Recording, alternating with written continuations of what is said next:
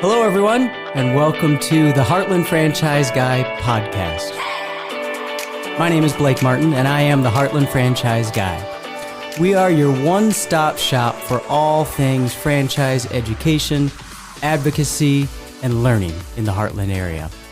Welcome to our pilot episode. Our guest today is Miss Nikki Wulff, owner of local Assisted Living Locators franchise here in Omaha. Thanks for joining us, Nikki. Thanks for having me. How you doing today? I am doing fantastic. It's nice and hot out. Yes, it is, indeed. Well, I want to thank you for being our guest today as an all-around community connector, entrepreneur, inspiration to female business owners, and community advocate in general. You're not only somebody who owns a local small business franchise, but a really interesting small business franchise, and that's what we love talking about on this podcast. New and unique avenues and twists to the small business franchising industry. And you certainly are a representative of that. So the name of your business is Assisted Living Locators. What exactly do you do at Assisted Living Locators? All right. So let me put it in a nutshell and make it as easy as possible. So what I do is I own and operate it, of course, and I help families here in Omaha and Omaha Metro, and particularly seniors, find assisted living and memory care and nursing home care. So really it's having an advocate on their side to help them transition into whatever needs to be a safe place for them. So whether they're coming from home, the hospital, maybe they're at a rehab place to actually get some help to get stronger, I am there to help the family at no cost to help them identify properties that would be good for their loved ones.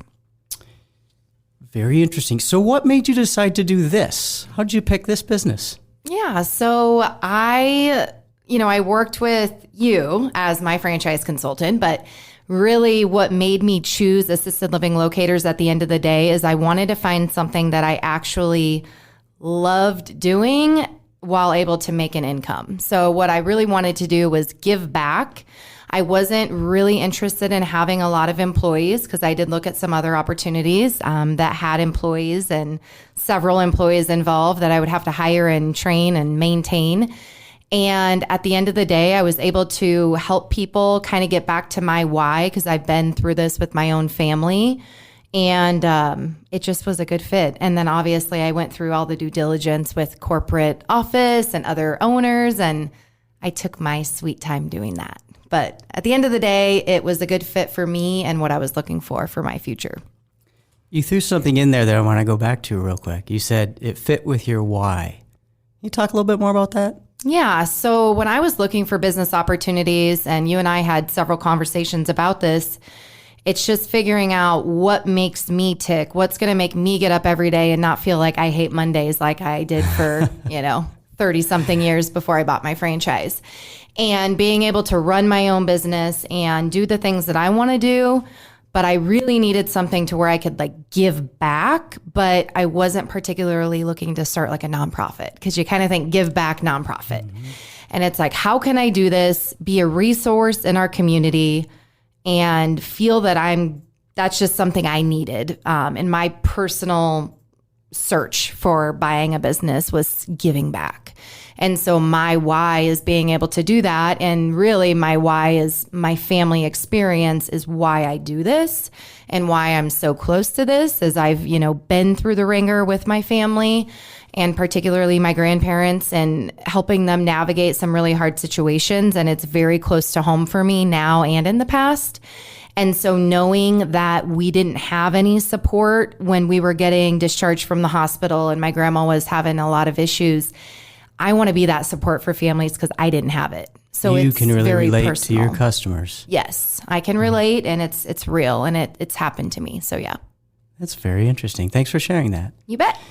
So you referenced earlier as you were giving your intro that we knew each other before you started this business. And in fact, we knew each other because you were working within the franchising industry, right? You were working within the elder care, within the senior care industry, within a home health care company. That's how we found each other. That's how we first met. So my question is, this is a show largely about franchising. You had worked within the franchising field, worked within the senior care field. Why go with a franchise if you already have that experience? That's a good question. And I have people ask me that a lot, especially folks that have started their own businesses from the ground up and it's not a franchise model. And they're like, well, why didn't you just do it on your own? You would have saved a lot of money. And, every other question that comes up. And I think I had a unique perspective coming from a corporate franchise model. So I was working for corporate. I was not a franchisee. And I really saw the value of a franchise model, to be honest. I know what they provided. Now, granted, my franchise is different in the support, and every franchise has a different support model. But at the end of the day, the easiest way to explain it is they gave me everything I was not good at doing. So when you think about marketing, you think about collateral, creating your logo, all the attorney fees. I mean, yes, I could hire them out and sub them out. But at the end of the day, I would have been spending probably the same amount of money to hire someone to create an entire brand for me. Mm-hmm. And I think the one thing that I've learned, looking back hindsight, that has been the most valuable piece is when you have your own business and you're not part of a bigger operation or a bigger core brand, I have people I can turn to. I have 120 other owners that I can call and get best practices and bounce ideas off of.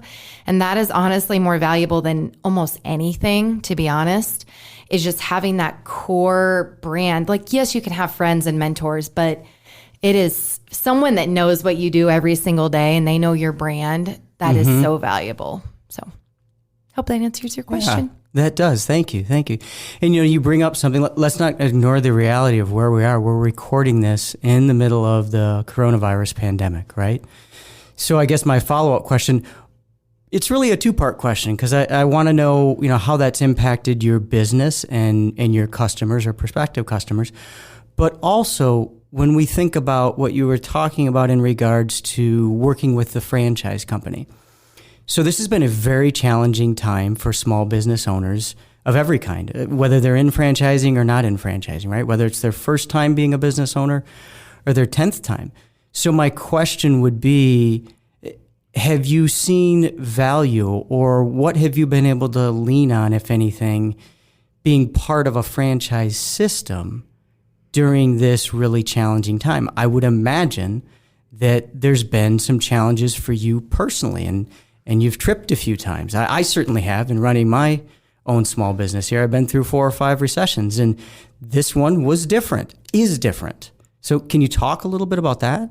Yeah, absolutely. So I'll start with how can a franchise help through that and how has mine? And I think the answer to that is directly back to what I pointed out on the most valuable piece, and that's having a brand to help you get through things. All the way from being able to call my owner in Arizona, who is the number one owner, and say, what are you doing? And watching him struggle. That's a nice person to talk to. I kind of like talking to him on the struggle bus, right? Like, you are going through this and this is like completely, devastated you, and to be able to just bounce off ideas. But then the corporate support all the way from like creating newsletters, and they had notes of from the elderly that they created, things that we can be doing to kind of think outside the box. We have a private Facebook group that we're able to bounce ideas off of and post things that are happening. I know I posted last week, I just had my first in-person tour since the coronavirus and everything started. And I was able to tell all my owners that, and they're like, there's light at the end of the tunnel. There's hope. And to hear that is, for some people that are severely on lockdown, like New York City, they need to hear that. Yeah. And I just think that's the most valuable piece. And then kind of like switching gears, but how has it impacted my business is it's been totally different. And the way I explain is it went from in-person and hugging to Zoom and phone calls. And that's very hard for me because I'm touchy-feely and I like my people. And that's part of why I do what I do. And I know that it'll slowly get back to normal, but it's going to take time. And so that's really what's changed on that piece. But I will say a lot of people think, oh, senior living's on lockdown. There's no way my mom and dad can move. And I mean, the reality is sometimes the fear and the risk of them being home and falling down 3 flights of stairs outweighs the risk of COVID, to be quite honest. And so, yes. What is the risk versus, the reward in terms of what should they do? And so I really talk through that with the families on should we go ahead and wait and get maybe some in-home care services until this is over, which I'm more than happy to do. Or does it make sense to where it's a safety concern? So I am able to still help families, which I feel very blessed to be able to say.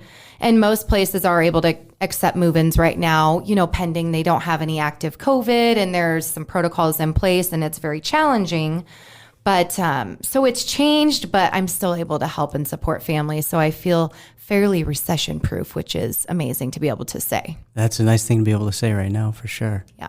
So going back to something you were talking about in there, working with the families. So whether it's in a time like right now in this COVID-19 year of 2020 or in other times, help me understand. I can go out, any of us can go out, and we can Google all the assisted living places in town. So why does somebody work with you? That's a good question. And I think some people understand it immediately. I just actually had a call before I came here and she's like, honestly, I don't want to do it. I need you. And some people are just totally okay with that. And I love that. But then there are some people that, honest to God, just really don't know the value or see the value and they think they should just do it all on their own. And that's where I think it's important to understand kind of how it all works. So some value points to working with someone like me is to me, it's a win-win. I'm no cost to the family. You can utilize me in any way, shape, or form, and you're never going to pay me a dime. So to me, it can't hurt to at least have a conversation. Good point. On the other side, you think about Google and you just start Googling places, and I will tell you the ones that come up are the ones that pay for it, typically. So you have to think about in terms of placing your loved one, if someone's paying for a Google ad, they may be great, they may be struggling. You don't know. And so that's one thing to think about. And also, just like you buy a car, you inquire about a car or senior living, you will get completely blown up on your phone, 100% guaranteed, or on your email or whatever device you have used.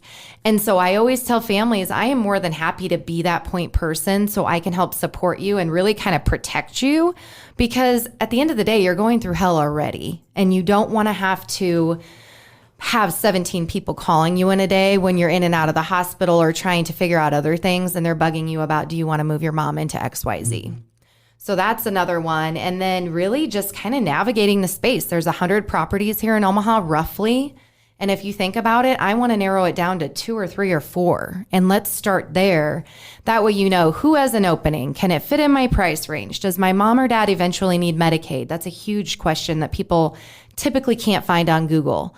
And with COVID, I can be your eyes and your ears because honestly, you can't tour properties in person right now for the most part. Right. So saying that I've been in these properties and I can at least speak to what they look like, feel like, the staff, the interaction, and I have clients at most of them. So I can speak personally and say, hey, you know what, I have this husband and wife here. They've been there 2 years and they're extremely happy. Or, I've had a little bumps along the way, and I'll be honest. So that's probably the biggest value piece that I have. Yeah, so you're saving people a lot of time, and time is money. Absolutely. Interesting. So has the business been a success for you to this point? Yes, it has been.